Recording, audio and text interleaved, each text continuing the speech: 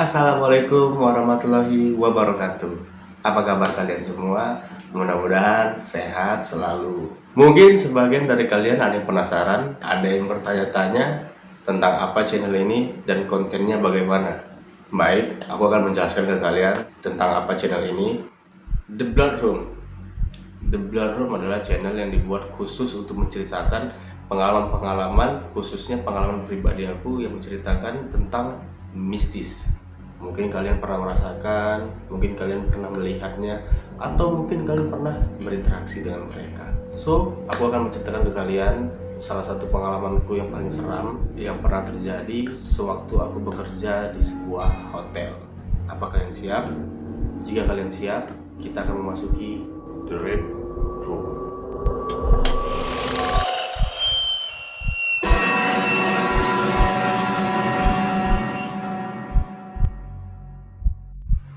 Pengalaman ini terjadi pada tahun 2019, tepatnya di bulan 5, di saat aku masih bekerja di sebuah hotel. Sebelum itu, aku akan menjelaskan ke kalian bagaimana ciri-ciri hotel tersebut agar nanti kalian tidak bingung di saat aku menceritakan pengalaman seram aku di hotel itu. Hotel ini memiliki 7 lantai. Dari lantai 1, lantai 2, lantai 3, lantai 5, lantai 6, dan lantai 7. Hotel ini tidak memiliki lantai 4, tapi hotel ini memiliki lantai 1 hingga lantai 7. Seperti yang aku bilang tadi, lantai 1, lantai 2, lantai 3, lantai 5, lantai 6, dan lantai 7. Hotel ini juga memiliki beberapa ruangan yang biasa dipakai untuk acara atau untuk meeting. Nah, ruangan-ruangan ini berada di lobi, di lantai 2 dan di lantai 7.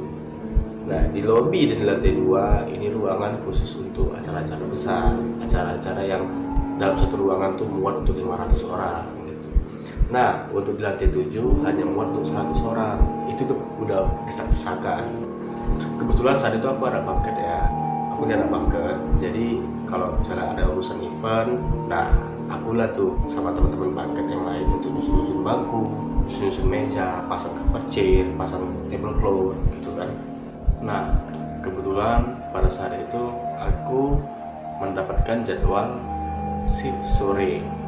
Nah, seminggu sebelum kejadian kami tidak memiliki event. Jadi beberapa karyawan itu ada yang dirumahkan sementara karena event nggak ada. Yang bekerja hanya beberapa orang gitu. Jadi pas aku datang ke kerjaan, aku mau kerja, yang kerja itu cuma aku, bagian banket, bagian kitchen 1 orang, baru bagian clean service 1 orang, dan bagian resepsionis 1 orang. Jadi kami dalam hotel itu cuma berempat bekerja karena tamu juga nggak terlalu banyak, tamu kamar nggak terlalu banyak, dan event juga nggak ada pada saat itu. Nah, karena yang aku tahu itu tidak ada event, jadi aku memutuskan untuk bersantai-santai ria di ruangan lantai 2. Malah aku pun tidur di situ. 1 harian aku tidur. Hingga akhirnya waktu menunjukkan pukul setengah 11 malam. Turunlah aku, karena mau pulang kan setengah 11 malam. Aku turun ke bawah, ke lobi, dan aku ke loker mau ambil tas, mau pulang. Tiba-tiba anak public area langsung datang, jumpain aku. Dia langsung bilang, di lantai 7 sudah di setup bang, katanya. Aku terkejut lah kan gitu kan. Setup? Untuk apa kan gitu kan. Besok kan ada event katanya. Dari mana ada event? Kok nggak ada informasi gitu kan? Kan ada bio sama orang abang, kata dia begitu. Aku bingung. Setahu aku nggak ada bio. Kalaupun ada pasti dikabarin kan gitu kan sama sales atau bagaimana. Akhirnya aku buru-buru langsung jumpain kitchen. Aku tanya sama mereka, memang ada event besok? Ternyata memang beneran ada event. Aku bingung dong. Yang kerja cuma aku sendiri juga. Memang sih bisa dihandle sendiri. Cuma 60 packs pada saat itu, 60 bangku lah pada saat itu. Nah, hingga akhirnya mau tak mau aku kerjakanlah di lantai 7. Nah, dari lobi aku siapkanlah itu seperti kertas, pena, sama air mineral. Taruh di troli, masuklah ke lift, naiklah ke lantai 7. Sampainya di lantai 7, aku langsung masuk ke ruangan. Syukurnya di dalam ruangan itu sudah ada bangku dan meja. Hanya saja cover chair sama tablecloth itu belum terpasang di meja sama di kursi. Jadi aku merasa bersyukur lah, nggak angkat kursi lagi, tinggal susun aja kan gitu. Nah, kita kan kalau kita bekerja sambil dengar lagu itu kan enak kan gitu. Jadi handphone ini ketinggalan dalam tas itu di lobby, di locker, karena kan aku kan mau pulang pada saat itu. Handphone sudah masuk dalam tas.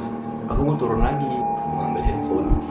Nah, begitu aku keluar ruangan, tekan lift, kan liftnya naik tuh ke atas. Pas terbuka pintu lift, aku melihat seorang perempuan. Aku masih ingat dia menggunakan bajunya tuh baju kaos kayak gini, cuman dia agak berkancing, dia kerah tapi dia nggak berkancing, baru celana warna hitam. Dia keluar. Nah, anehnya begini, seseorang kalau keluar dari lift dan di depan lift tuh ada kita, pasti dia melihat kita kan itu. Dia enggak, malah aku yang terkejut karena di lantai 7 ini hanya ada 3 kamar. 1 kamar owner, 2 kamar nih jarang dipakai gitu. Memang bersih, memang untuk disewakan, tapi karena banyak kamar di bawah, jadi kamar lantai 7 ini jarang dipakai untuk tamu gitu, walaupun disewakan. Pada saat itu dia keluar dari lift dan aku mau masuk gitu kan, tapi anehnya dia tuh nggak ngelihat aku, tatapannya kosong ke depan.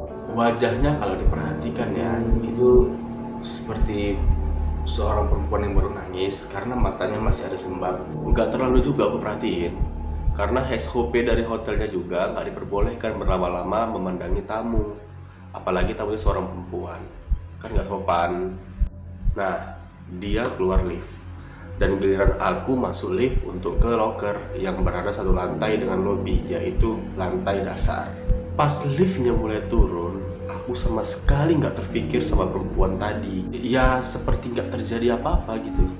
Setelah sampai di lantai dasar, aku langsung bergegas ambil HP di locker. Setelah ambil HP, aku langsung bergegas menuju ruangan yang aku set tadi di lantai 7. HP ini begitu penting banget pada malam itu, karena di lantai 7 ini sangat-sangat sunyi. Lampunya remang-remang, suasananya hening sehening-heningnya. Begitu masuk lift, tekan lantai 7, langsung liftnya naik ke atas.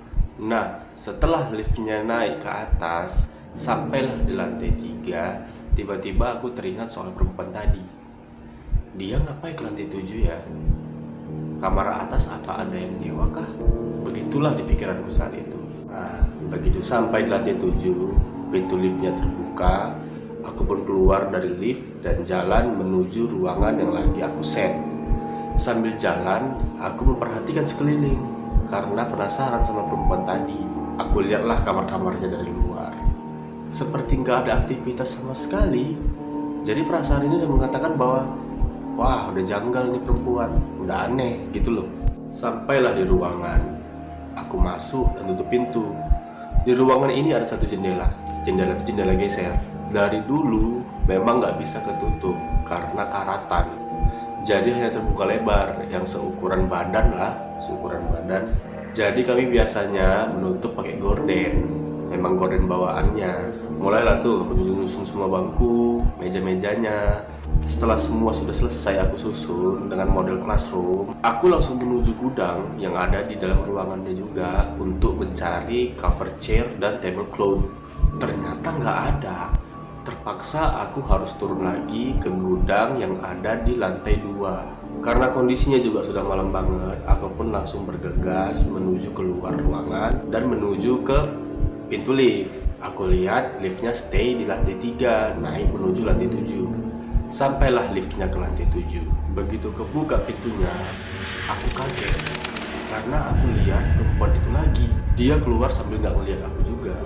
Karena aku udah penasaran banget, nanya tuh aku sama mbak-mbaknya, mohon maaf mbak, mau kemana? Biar saya anterin. Itulah yang aku bilang. Lah, dia malah gak jawab. Wah, aneh ini pikirku. Udah janggal banget sama perempuan ini. Posisinya saat itu, dia ngebelakangi aku. Dia sambil jalan menuju lorong. Di ujung lorong itu ada ruangan sama kamar owner, sebelah-sebelahan, tapi agak jauh sedikit lah. Pada saat itu aku udah takut. Jadi aku cepat-cepat masuk lift dan menuju lobi dulu. Aku mau jumpai resepsionis, mau nanya status perempuan itu karena aku udah penasaran kali pada saat itu.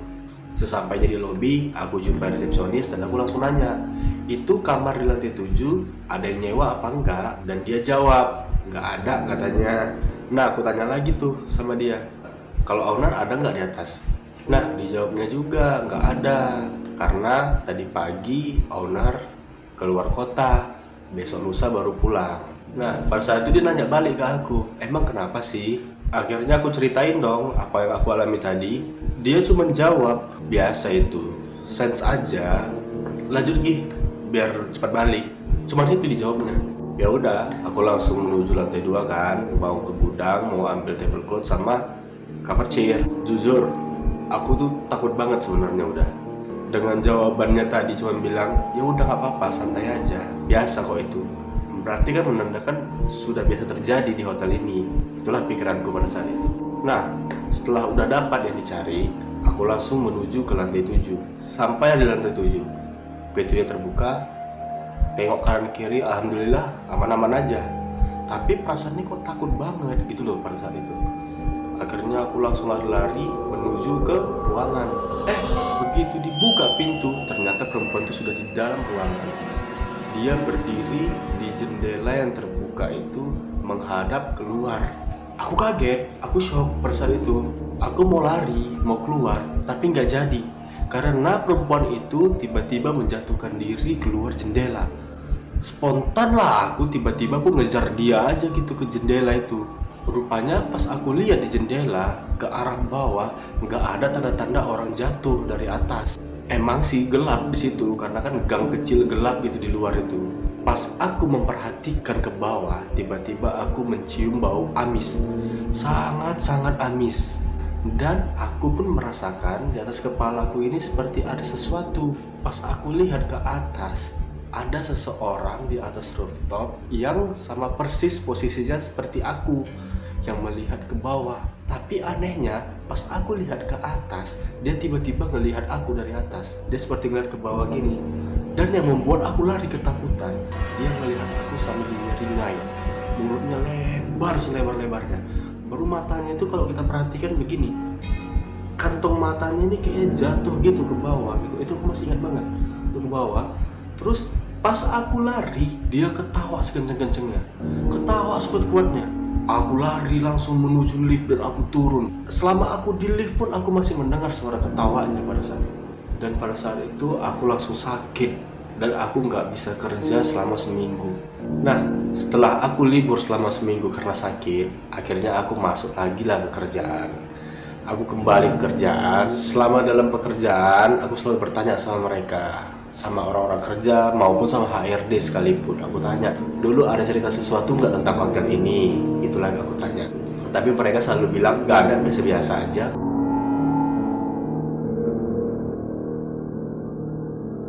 Dan saking penasarannya, akhirnya aku bertanya sama ada yang jualan-jualan samping hotel. Aku bertanya sama mereka, ternyata hotel ini sudah 5 kali ganti owner. Dulu pernah ada cerita ada perempuan mati bunuh diri. Nah, setelah yang aku pelajari dari pengalaman itu, banyak bertanya-tanya, ternyata yang aku lihat adalah residual energi dari perempuan itu sebelum dia mati.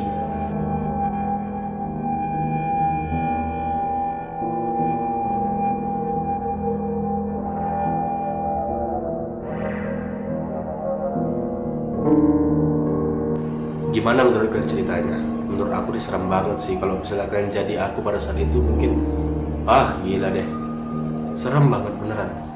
Oke, jika kalian suka sama ceritanya, jangan lupa subscribe, aktifkan loncengnya biar kalian gak ketinggalan video-video selanjutnya. Aku akan menceritakan pengalaman yang menurut aku ada salah satu cerita andalan aku sih sebenarnya. Ini memang gak aku ceritakan dulu karena aku menceritakannya saja aku udah takut beneran. Oke lah, sampai jumpa semuanya, mudah-mudahan sehat selalu ya, tetap jaga protokol kesehatan. Oke, bye.